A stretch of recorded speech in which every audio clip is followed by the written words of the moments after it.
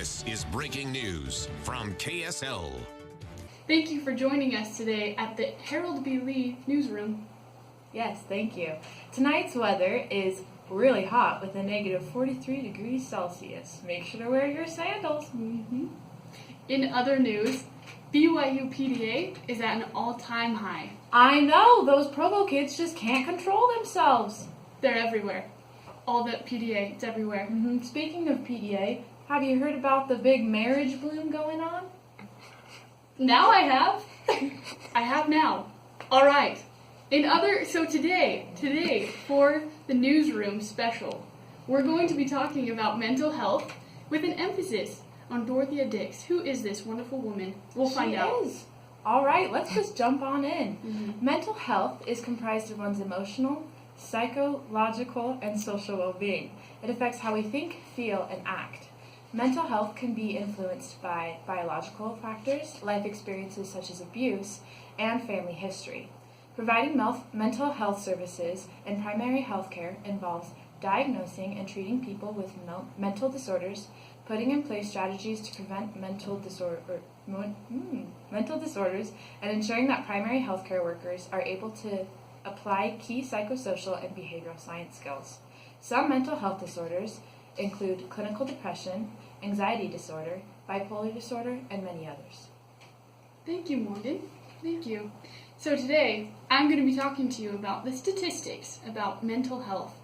So, I don't know if you knew this, but 1 in 4 adults, approximately 57.7 million Americans. That is a lot. A lot of Americans. Yes. Yes, they all experience mental health disorder in a given year. And another fact, fewer than 1/3 of adults and 1/2 of children with diagnosable mental disorder receive mental health services in a given year. Isn't that amazing? That is. Yeah, I agree. Finally, mental health. So it was initially overseen on a federal level, but in the last 40 years, non-federal general hospitals with separate psychiatric services have increased dramatically from 81 in 1940 to 1,531 in 1982. Community mental health centers also increased from 125 in 1965 to 691 in 1980. So that increase is pretty dramatic. That is quite dramatic. Thank you for those statistics, Brooklyn. Indeed, yeah. Now we will turn it over to Kylie for some history on Dorothea Dix. Now we're going to be talking about Dorothea Dix, a woman behind a lot of the mental health care reform. Dorothea was born in 1802 in Maine to 2 parents, both of whom were suffering from depression. Her father was fairly absentee since he was a Methodist preacher, and her mother had severe bouts of depression, leaving Dorothea in charge of her 2 younger siblings. Dorothea was educated by her father at a young age, learning to read and write, but she didn't have much education aside from that. When she was 12, she went to live with her grandmother in Massachusetts and got more educated. With time, she began to open her own schools and form a curriculum in order to teach the children around her in Worcester and in Boston. Due to health problems, she eventually had to give up teaching and begin writing books, and eventually her schools were shut down. But it did not stop her from causing a great change and movement in the lives of the people that surrounded her.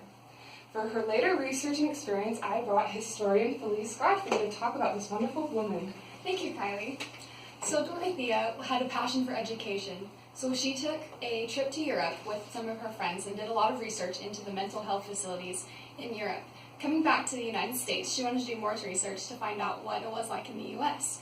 So, upon entering the different prisons all around the United States, she found that the conditions that the prisoners in were appalling. They were in filth, they were naked, they were being beaten and abused by all of their jailers. Like actual criminals and violent people were being kept alongside the mentally unstable.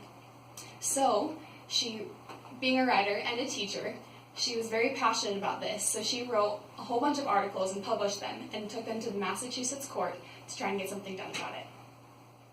Thank you, Felice. Thank you. As you can see, Dorothea is an incredible woman who wanted to bring about change in the lives of those that surrounded her.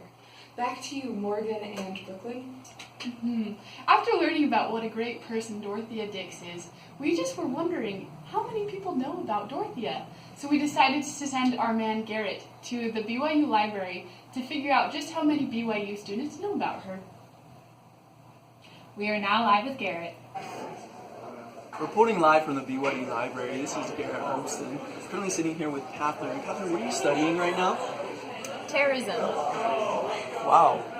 You know it's a real terror, mental health. Have you ever heard of the mental health nurse Dorothea Dix? I haven't, no. And why is that? I just haven't had the chance to hear about her, I guess. Well, that's a shame, because she is such an amazing woman. And, Nettie, have you ever heard of the name Dorothea Dix? I feel like I've heard the name. Was she like a president's wife or something? Nobody knows anything about anything these days.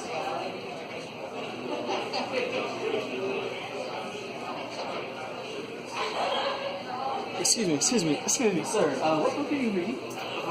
It's a book about Dorothy Dix. Dorothea Dix, you don't say. You mind if I take a seat here? Go for it. I'm Gary Ernston from BYU Hubble Newsroom Networking Services.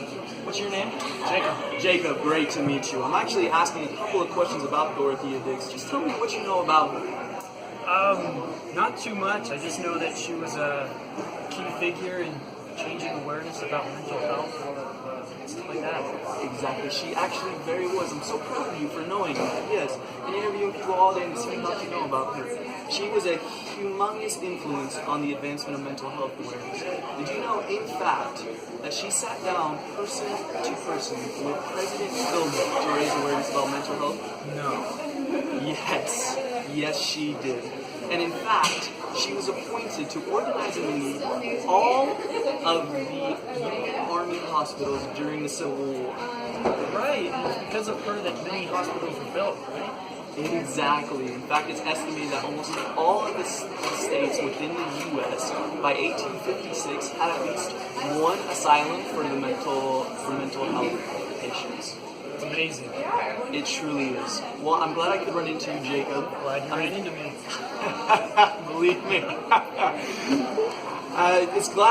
I'm glad to see that there are at least some people who know about this amazing woman who is extraordinary and advanced so much in mental health awareness. So, from me, Garrett Ernston, my buddy Jacob here at the BYU Library, reporting live, back to you. Man really knew his stuff. Amazing, I know.